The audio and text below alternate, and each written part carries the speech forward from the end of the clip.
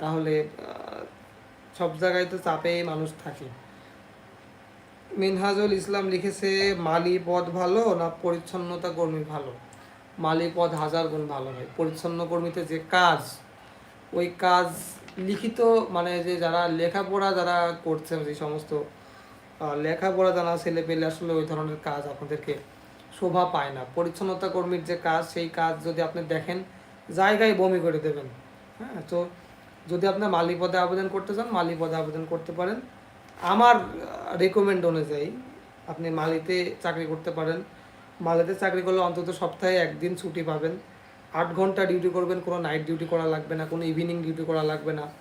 Morning শিফটে যাবেন, duty করবেন, 2টার সময় চলে আসবেন, জাস্ট রিল্যাক্স।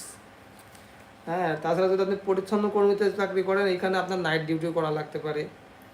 তারপর অফিসারের বাসায় যেয়ে যে ময়লা আবর্জনা আছে সেগুলো ফেলতে হবে। সবসময় ঝাড়ুনে থাকবেন। ঝাড়ুনে থাকার চাইতে আমার মনে হয় যে ফুল বাগানে পড়ে থাকা অনেক ভালো। সো আমার রিকোয়েস্ট থাকবে, আপনি যদি মালি পদে